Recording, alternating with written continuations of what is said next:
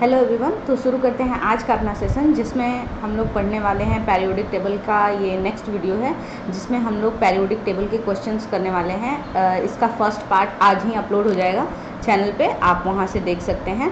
तो उसमें हमने पेरियोडिक टेबल का कंप्लीट क्वेश्चन नहीं किए थे, तो वो कंप्लीट क्वेश्चन हम यहाँ करने वाले हैं। उससे पहले एक बार मैं आपको बैच का रिव्यू दे देती हूँ। तो ये बैच हमारी साइंस स्पेशल की चल रही है, जिसमें फिजिक्स, केमिस्ट्री और बायो की आपकी कंप्लीट तैयारी हो जाती है। और फिजिक्स की ऑलरेडी क्लासेस चल रही हैं और केमिस्ट्री और बायो की भी क्लासेस अब रेगुलर अपलोड हो जाएंगी, तो आप चैनल पे देख सकते हैं। बैच की प्राइस सिर्फ 99 रुपीज़ है। आप ऐप से जाके इसे परचेज कर सकते हैं। App maths by DP sir के नाम से है, ठीक है। आप वहाँ से परचेज कर सकते हैं। आपको बैच में लाइव क्लास मिल जाता है, पीडीएफ मिल जाते हैं, और इसके अलावा डाउट सेशन आपको मिल जाता है, ठीक है। तो चलते हैं अपने सेशन की तरफ बिना देरी किए। तो पहला क्वेश्चन आपके स्क्रीन पर है कि सामान्यतः परमाणु के नाभिक में क्या होते हैं। तो कोई भी परमाणु यानी कोई एटम है, मान लीजिए ये आपका एटम है, ठीक है। तो एटम का न्यूक्लियस, ये न्यूक्लियस है, तो न्यूक्लियस के अंदर न्यूट्रॉन प्लस प्रोटॉन रहते हैं, और आपके न्यूक्लियस के चारों तरफ इलेक्ट्रॉन जो है वो रिवॉल्व करता है, ठीक है। तो इलेक्ट्रॉन रिवॉल्व करते हैं और न्यूट्रॉन प्रोटॉन मास कंटेंट करते हैं। तो एटम के न्यूक्लियस में न्यूट्रॉन प्लस प्रोटॉन होता है, यहाँ से याद हो जाएगा। और साथ ही साथ मैं आपको बता दूं कि ये जो सेशन है इसमें सिर्फ हम क्वेश्चंस नहीं कर रहे हैं, कॉन्सेप्ट भी कवर करेंगे, ताकि आपके क्वेश्चन के साथ कुछ कुछ आपकी तैयारी भी हो जाए। तो प्रोटॉन प्लस न्यूट्रॉन रहते हैं। एक बार कलर चेंज कर लूँ, ठीक है। चलिए, तो नेक्स्ट जो हमारा है, ठीक है, नेक्स्ट जो हमारा क्वेश्चन है, चलते हैं अपने नेक्स्ट क्वेश्चन की तरफ। और अगला आपका क्वेश्चन जो है वो है कि fill in the blanks is the interaction of electrically neutral and weak microbes. Electrically neutral और वीक माइक्रोब्स कौन से होते हैं जो कि इलेक्ट्रॉन का ट्रांसपोर्ट न करवा पाए, जो कि न्यूट्रल हों। तो न्यूट्रल कौन होते हैं? न्यूट्रॉन्स न्यूट्रल होते हैं। अब न्यूट्रॉन्स के पास कोई चार्ज नहीं, आइदर नेगेटिव आइदर पॉजिटिव, कोई चार्ज नहीं होता है, ना ही ऋणात्मक और ना ही धनात्मक चार्ज होता है। तो चार्ज नहीं होने की वजह से ये इलेक्ट्रॉन का ट्रांसपोर्ट नहीं कर सकते, तो ये विद्युतीय तटस्थ पर कमजोर होंगे। तो यहाँ पे आपका क्या हो जाएगा? Neutron is the answer. Next question की तरफ हम चलते हैं, और नेक्स्ट क्वेश्चन आपका है कि रदरफोर्ड के alpha particle scattering led to the discovery of. Rutherford ने एक अल्फा पार्टिकल स्कैटरिंग एक्सपेरिमेंट किया था, जिसमें उन्होंने गोल्ड फॉइल का यूज़ किया था। उसके बाद जो रिजल्ट आया उसमें उन्होंने क्या खोजा? तो उन्होंने उसमें एटॉमिक न्यूक्लियाई को खोजा था। तो रदरफोर्ड का जब भी नाम आए आप याद रखें कि न्यूक्लियस की डिस्कवरी में उनका योगदान है। मैं तो ऐसे याद करती हूँ, RN से आप याद कर सकते हैं, रदरफोर्ड न्यूक्लियस, ठीक है। तो उसके बाद एक ट्रिक की भी आपकी सीरीज आएगी, जिसमें आपको सारी ट्रिक्स समझा दी जाएंगी। इलेक्ट्रॉन्स के समतुल्य प्रतिद्रव्य कणों को कहा जाता है। इलेक्ट्रॉन के ही समान जो कण होते हैं और वो प्रतिद्रव्य होते हैं, यानी इलेक्ट्रॉन से विपरीत होते हैं, उन्हें क्या कहा जाता है? उन्हें पॉजिट्रॉन कहा जाता है, ठीक है, उन्हें पॉजिट्रॉन कहा जाता है। नेक्स्ट क्वेश्चन आपका है कि what is an electron. Electron क्या होता है? तो इलेक्ट्रॉन एक नेट आवेश के साथ एक उप परमाणु कण को, जो कि उदासीन है। तो इलेक्ट्रॉन उदासीन होता है क्या? नहीं, इलेक्ट्रॉन पर हमेशा नेगेटिव चार्ज होता है। तो नेक्स्ट जो आपका ऑप्शन है वो है उप परमाणुविक कण, जो धनात्मक है। धनात्मक तो नहीं होता है, ऋणात्मक होता है, यानी नेगेटिव चार्ज होता है। नेट आवेश उस पर कैसा होता है? नेगेटिव चार्ज होता है। नेक्स्ट जो आपका क्वेश्चन है वो है विच सब atomic particle was discovered by James Chadwick. James Chadwick के द्वारा कौन सा सब एटॉमिक पार्टिकल खोजा गया था? तो neutron is discovered by James Chadwick, ठीक है, ओके। नेक्स्ट क्वेश्चन आपका है which British physicist was awarded to Nobel prize in physics in 1906 for his work related to the discovery of electron. Electron की discovery के लिए कौन से जो फिजिसिस्ट थे उन्हें नोबेल प्राइज़ दिया गया था, तो वो जे थॉम्सन थे। जे थॉम्सन ने कैथोड रे एक्सपेरिमेंट किया था। उसमें उन्होंने बताया कि कोई तो चीज़ है जो कि नेगेटिवली चार्ज है और पॉजिटिव की तरफ अट्रैक्ट होकर जा रही है। ठीक है, जेम्स चैडविक ने न्यूट्रॉन को खोजा था। नील्स बोर ने एटॉमिक मॉडल दिया था, रदरफोर्ड ने न्यूक्लियस को खोजा था। देखिए ये क्वेश्चन कितने आराम से आप अगर चाहें तो कितने आराम से आप एलिमिनेशन से भी कर सकते हैं। ये अगर तीनों आपको याद हैं तो ये चौथा जे थॉम्सन आपका आंसर हो जाएगा। नेक्स्ट क्वेश्चन है, हु डिस्कवर इलेक्ट्रॉन। भाई इलेक्ट्रॉन को किसने खोजा? जे थॉम्सन ने कैथेड्रल एक्सपेरिमेंट किया और इलेक्ट्रॉन को खोज दिया। निम्नलिखित में से किन कणों में सकारात्मक आवेश होता है? सकारात्मक यानी पॉजिटिव चार्ज होता है। तो पॉजिटिव चार्ज किस में होता है? प्रोटॉन में होता है। प्रोटॉन जो होते हैं वो पॉजिटिवली चार्ज होते हैं, इलेक्ट्रॉन नेगेटिव चार्ज होता है और न्यूट्रॉन पर कोई चार्ज नहीं होता है। नेक्स्ट क्वेश्चन आपका है, the subatomic particle which has property opposite to the normal subatomic particle are known as, उसे क्या कहते हैं? प्रतिकण कहते हैं, यानी एंटी पार्टिकल कहते हैं। ठीक है, जितने भी इलेक्ट्रॉन, प्रोटॉन, न्यूट्रॉन हैं उन सभी के एंटी पार्टिकल्स होते हैं। एक इलेक्ट्रॉन में ऋणात्मक आवेश कितना होता है? अब देखिए क्वेश्चन आ गया ना, इलेक्ट्रॉन पर नेगेटिव चार्ज होता है, तो भाई नेगेटिव चार्ज कितना होता है? नेगेटिव चार्ज 1.6 इंटू 10⁻⁻19 कूलम्ब का होता है। देखिए क्वेश्चन कितनी बार रिपीट हुआ है, 3 बार। डबल स्टार मार लीजिए, क्वेश्चन बहुत इंपॉर्टेंट है, आपको याद रखने हैं। और हाँ, इसके अलावा आपको इन क्वेश्चंस की, जो बहुत बार रिपीट हुए क्वेश्चंस, उन क्वेश्चंस की एक सीरीज आने वाली है। संडे के दिन आपको यूट्यूब पे अपलोड हो जाएगी वो सीरीज़, तो आप वहाँ से उसे ज़रूर देखें। जो क्वेश्चन बहुत बार रिपीट हुए हैं वो सारे मिक्सअप क्वेश्चन होंगे, हर चैप्टर से होंगे और रिपीट हुए होंगे। नेक्स्ट आपका क्वेश्चन है कि न्यूट्रॉन को छोड़कर सभी परमाणुओं में मौजूद है। न्यूट्रॉन को छोड़कर सभी परमाणुओं में क्या मौजूद है? न्यूट्रॉन को छोड़कर सभी परमाणुओं में मौजूद है। All except neutrons are present in, किस में न्यूट्रॉन नहीं प्रेजेंट है?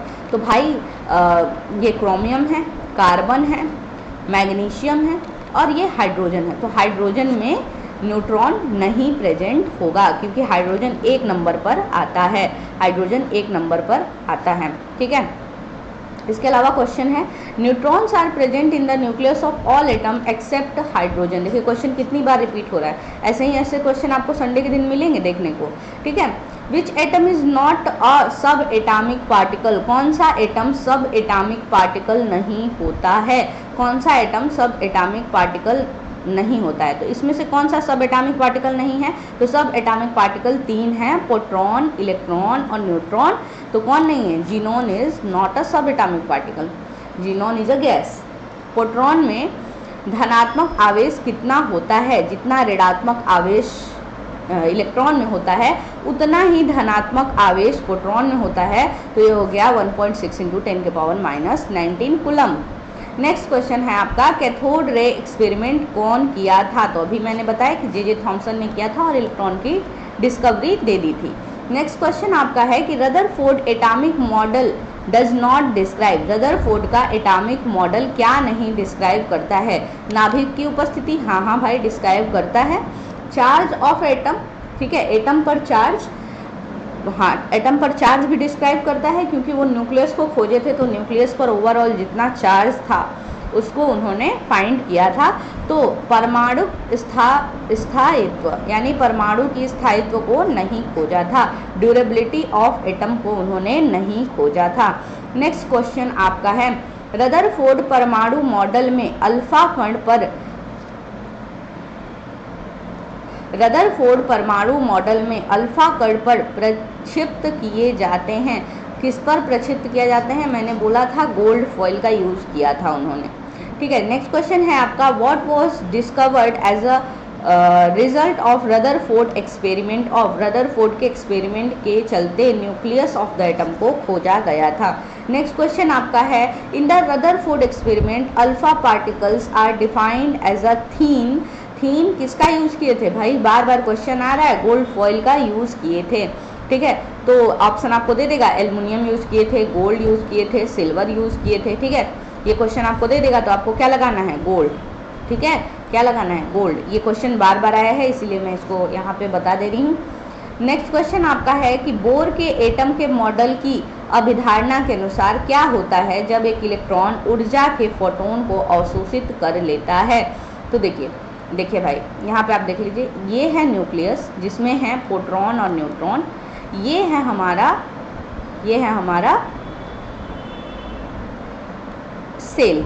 ठीक है, तो सेल कौन कौन से होते हैं? K, L, M, N और भी। ठीक है, तो अगर कोई इलेक्ट्रॉन यहाँ है, इलेक्ट्रॉन यहाँ प्रेजेंट है, इलेक्ट्रॉन को थोड़ा दूसरे कलर से दिखा दिया जाए एक बार।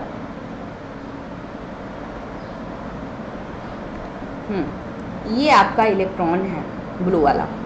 अब इस इलेक्ट्रॉन को कहीं से ऊर्जा मिल गई, तो ये इलेक्ट्रॉन क्या करेगा? जंप करके अपने नेक्स्ट सब सेल में चला जाएगा। मान लीजिए ये L में था और ये K सब सेल है, तो ये L से जंप करके K में चला जाएगा। ठीक है, तो ये क्या होगा? यह एक ही कक्षा में रहता है लेकिन तेजी से दोलन करता है। यह प्रकाश ऊर्जा उत्सर्जित करता है। यह भीतरी कक्षा में जाता है, यह अगले बाहरी कक्षा में जाता है, तो यह नेक्स्ट भीतरी कक्षा में चला जाता है। ठीक है, नेक्स्ट क्वेश्चन आपका है the nucleus model of an atom was discovered by Ernest Rutherford ने न्यूक्लियर मॉडल ऑफ एटम को खोजा था। नेक्स्ट क्वेश्चन है who among them is considered as the father of nuclear physics? Nucleus जिसने खोजा उसी को तो न्यूक्लियर फिजिक्स का फादर कहेंगे, तो फादर ऑफ न्यूक्लियर फिजिक्स कौन थे? रदरफोर्ड थे। The maximum number of electron that can be accommodated in the orbital of an atom is represented by which formula? तो फार्मूला बहुत इंपॉर्टेंट है, याद कर लेंगे, 2n के power 2, where n is a number of shell. याद कर लेंगे भाई, बहुत इंपॉर्टेंट है। नेक्स्ट क्वेश्चन आपका है what is the maximum number of electron that can be joint in m orbital?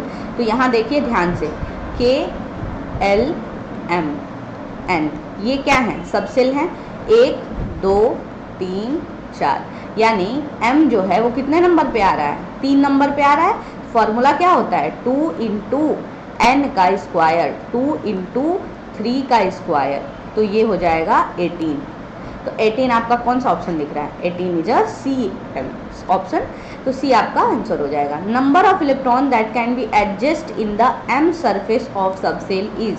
m surface of subshell में कितने होंगे? तो m 3 नंबर पर आता है, तो 2 इंटू 3 का स्क्वायर, ये होता है ना फॉर्मूला, 2 इंटू n का स्क्वायर, तो 2 इंटू 3 का square equal to 18 is a answer, तो 18 आपका ए आंसर सही हो जाएगा।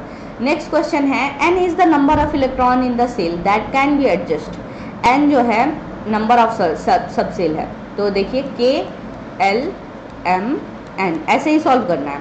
1, 2, 3, 4, तो n भाई कितने नंबर पे आ रहे हैं? 4 नंबर पे, तो 2 इंटू 4 का स्क्वायर, तो कितना हो जाएगा? 16, 16 इंटू 2 यानी 32 is a answer, 32 is a answer. Next question आपका है कि n कोष में अधिकतम इलेक्ट्रॉन कितने होंगे? देखिए क्वेश्चन कैसे रिपीट हो रहा है, 32 होंगे, 4 नंबर पे आता है। तीसरी कक्षा को सेल के रूप में निरूपित किया जाता है। तीसरी कक्षा यानी 1, 2, 3, 4, K, L, M, N, तीसरी कक्षा M, तो M is a answer. Next question आपका है तीसरे सेल में इलेक्ट्रॉन की अधिकतम संख्या कितनी होती है? यानी M में पूछा गया है तीसरा सबसेल, 2 इंटू 3 का स्क्वायर, तो कितना आंसर आया था? 18 इज आंसर, तो 18 आपका आंसर हो जाएगा। नेक्स्ट क्वेश्चन है आपका what is the maximum number of electron that can be accommodated in the K shell of than atom? तो K सेल ये है, L, M, N, तो कितने होते हैं इसमें? 2, 8, ठीक है, 2, 8, 18 और 32 ऐसे एटम को अरेंज किया जाता है। तो याद करेंगे कि K सब सेल में हमेशा 2 इलेक्ट्रॉन होंगे, 2 से ज़्यादा हो ही नहीं सकते। K सेल में हमेशा 2 इलेक्ट्रॉन होंगे, L सेल में हमेशा 8 इलेक्ट्रॉन होंगे। K सेल में हमेशा 2 इलेक्ट्रॉन होंगे और L सेल में हमेशा 8 इलेक्ट्रॉन होंगे, तो कितने नंबर होंगे? 2। नेक्स्ट क्वेश्चन आपका है कि m सेल के इलेक्ट्रॉनों को समायोजित कर सकता है। m कक्षा में इलेक्ट्रॉन कितने हो सकते हैं? तो अभी हमने पढ़ा था m 3 नंबर पे आते थे और 2 × 3 का स्क्वायर इक्वल टू हो जाएगा 18। तो 18 is the answer. Next question आपका है, किसी परमाणु के m कोष में समायोजित किए जा सकने वाले अधिकतम इलेक्ट्रॉनों की संख्या कितनी होती है? m 3 नंबर पे और 18 इज आंसर। अब तक तो याद हो गया होगा। देखिए क्वेश्चन कितनी बार रिपीट हो रहा है। अगर ये क्वेश्चन आपको याद है तो फ्री के नंबर देके जाएंगे। l कक्षा में रखे जा सकने वाले इलेक्ट्रॉनों की संख्या कितनी होगी? तो भाई ये लगाइए, k के बाद l 1 और 2, l का नंबर है 2, तो क्या हो जाएगा 2 × 2 का स्क्वायर इक्वल टू कितना हो जाएगा 4 × 2 = 8। ठीक है, आंसर आपका 8 हो जाएगा। नेक्स्ट क्वेश्चन है, एक तत्व की परमाणु संख्या 13 है तो इस तत्व में कितने शेल होंगे? तो देखिए भाई 2 8 कितने बचे, 2 8 10 हो गए, 10 3 13। ठीक है, तो 2 8 3 2 8 3, तो इसमें कितने सेल हो गए? के एल एम। के में तो 2 ही रख सकते हैं, एल में 8 ही रख सकते हैं, और जो बचे हुए हैं उनको एम में रखना पड़ेगा। ठीक है, तो 3 सब सेल होंगे।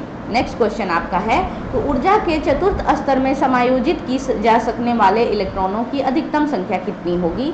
तो के एल एम एन। तो 4th नंबर पे एन आ रहा है, तो एन में कितने मैक्सिमम नंबर हो सकते हैं? 2 × 4 का स्क्वायर इक्वल टू 32। तो 32 is the answer. Next question आपका है, मैक्सिमम किसी एक सेल में समायोजित की जा सकने वाले इलेक्ट्रॉन की अधिकतम संख्या किस सूत्र पर निर्भर करती है? 2n² पर निर्भर करती है। नेक्स्ट क्वेश्चन आपका है कि एक कोष में मौजूद अधिकतम इलेक्ट्रॉनों की संख्या को किस सूत्र द्वारा दर्शाया जाता है? एक कोष में मौजूद अधिकतम इलेक्ट्रॉनों की संख्या को किस सूत्र द्वारा दर्शाया जाता है? 2n² से दर्शाया जाता है। नेक्स्ट क्वेश्चन आपका है, the maximum number of electron present in a shell found by which formula? देखिए क्वेश्चन कितनी बार रिपीट हुआ है, 2n²। नेक्स्ट क्वेश्चन आपका है, which one of the following metal has an electronic configuration 2 8 4 2 8 and 4? कितने हो गए? 2 8 10 4 14। ठीक है, तो एल्युमिनियम के जस्ट बाद वाला होगा। ठीक है, silicon is a answer. Aluminium के बाद सिलिकॉन आता है। एल्युमिनियम 13 नंबर पे आता है। मग अलसी पास्कल, मग अलसी, तो ये क्या हो जाएगा? Silicon is a correct answer. Next question है, what is the total number of cell included in a electronic configuration of carbon? Carbon के इलेक्ट्रॉनिक कन्फिग्रेशन में कितने सेल होंगे? तो कार्बन आपका आता है 6 नंबर पे, तो पहले में 2 रख देंगे और दूसरे में 4 रहना पड़ेगा। वैसे तो दूसरे में 8 रख सकते हैं, लेकिन अब कार्बन के पास भाई इलेक्ट्रॉन ही 4 बचे हैं, तो पहले में 2 रखना जरूरी है, तो दूसरे में जो बचे हुए इलेक्ट्रॉन हैं उनको रख देंगे, और इन्हीं इलेक्ट्रॉन को बोलते हैं वैलेंस इलेक्ट्रॉन। ठीक है, तो ये कितना हो जाएगा? 2 सबसेल होने चाहिए। नेक्स्ट क्वेश्चन आपका है, the number of electron present in the outermost shell is called? अभी मैंने बताया उसे क्या कहेंगे? वैलेंस इलेक्ट्रॉन कहेंगे, जिसे मैंने अरेंज किया 2 8 10 4। ठीक है, तो ये जो 4 है, जो मतलब आउटर मोस्ट सेल में है, के एल एम, यानी एम सेल में जो है उसे हम बोलेंगे, ये एन सेल भी हो सकता है, मतलब आउटर मोस्ट सेल जो भी जिसमें भी इलेक्ट्रॉन रखे जा रहे हैं वो होते हैं वैलेंस इलेक्ट्रॉन। नेक्स्ट क्वेश्चन आपका है, all the noble gases except helium have how many electrons in the outermost? Helium को छोड़कर सभी नोबेल गैसेस में कितने इलेक्ट्रॉन होते हैं आउटर मोस्ट में?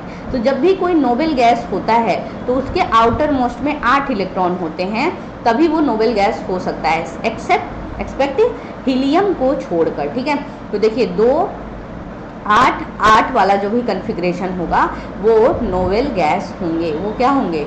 नोबेल गैस होंगे, क्योंकि इनका आउटर मोस्ट कंप्लीट है, इनके पास इलेक्ट्रॉन ना देने के लिए हैं ना लेने के लिए हैं, इसीलिए ये नोबेल गैस कन्फिग्रेशन में आ गए हैं, और ये किसी से जल्दी रिएक्ट नहीं करते हैं, चुपचाप अपना अच्छा सा कॉन्फ़िगरेशन लेके बैठे रहते हैं। नेक्स्ट क्वेश्चन आपका आ जाता है कि सार्वधिक स्थिर या अक्रिय परमाणुओं के बाह्य कोषों में इलेक्ट्रॉनों की संख्या कितनी होती है?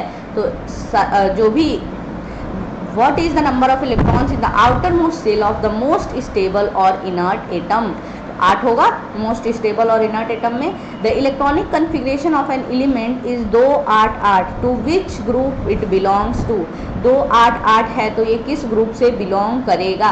ये 18वें ग्रुप से बिलोंग करेगा। ये नोबेल गैस का ग्रुप होता है। सबसे लास्ट में कोने में देखेंगे तो वो आएगा हीलियम, नियॉन, ठीक है,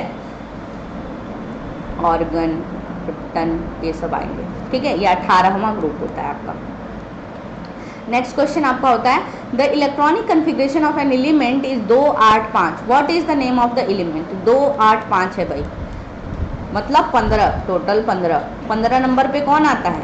15 नंबर पे कौन आता है? Magnesium, aluminium, silicon, phosphorus. तो 15 नंबर पे कौन आया?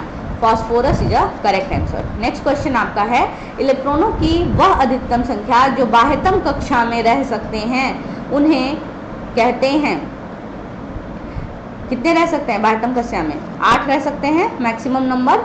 Name the 3 element whose outermost shell has only 1 electron. जिसके आउटर मोस्ट सेल में सिर्फ एक इलेक्ट्रॉन होते हैं। तो फर्स्ट ग्रुप का जो एलिमेंट होगा जिनके आउटर मोस्ट में एक इलेक्ट्रॉन होंगे वो होगा लिथियम, सोडियम और पोटेशियम। दोनों को देख लीजिए, तीनों को देख लीजिए। तो लिथियम जो होता है उसका एटॉमिक नंबर 3 होता है और सोडियम का Na का 11 होता है और पोटेशियम का होता है, पोटेशियम के होता है 19। तो ये देखिए जो लिथियम है वो कब आएगा? 2 और 1, तो बचा हुआ 1 आ जाएगा। दूसरा है 2 8 1, 2 8 10 1 11। तीसरा हो जाएगा 2 8 8 और 1, ठीक है। तो ये सबके आउटर मोस्ट में एक एक इलेक्ट्रॉन आ रहे हैं, तो ये हो जाएंगे हमारे answer. If the atomic number of krypton is 36 then its electronic configuration is. तो अगर एटॉमिक नंबर 36 है तो पहले में 2 रखेंगे, फिर 8 रखेंगे, फिर 18 रखेंगे और फिर 32 रखेंगे। तो कितना आ रहा है? कितना है? जोड़ के देख लीजिए, 2 8 10 10 और 18 और फिर 8, ये हो जाएगा आपका आंसर। 10 हो जाएगा और 10 और 18 और 8 जोड़ लीजिए उसमें, तो कितना होगा? 8 8 16, ये हो जाएगा 36। 36 इज आंसर आपका। 2 8 18 8। नेक्स्ट आपका क्वेश्चन है the electronic configuration of an element is 282। What is the name of element? 282 भाई, 282, 8 2 10 2 12। 12 नंबर पे कौन आता है? मैग्नीशियम आता है। Magnesium, aluminium, silicon, phosphorus. 12 13 14 15, ठीक है। तो आपका आंसर हो जाएगा मैग्नीशियम, ठीक है। तो यहाँ पे अपनी क्लास एंड करते हैं और हम लोगों ने आज टोटल 50 क्वेश्चंस किए पेरियोडिक टेबल के। इसके किए पेरियोडिक टेबल के। इसका पहला जो पार्ट है वो भी आज ही अपलोड हो जाएगा, उसे भी आप देखें। और ये दूसरा पार्ट है, अभी इसकी बहुत सारे क्वेश्चंस हैं तो इसका तीसरा पार्ट भी जल्द ही आएगा। कल में भी आ सकता है, ठीक है। तो थैंक यू सो मच।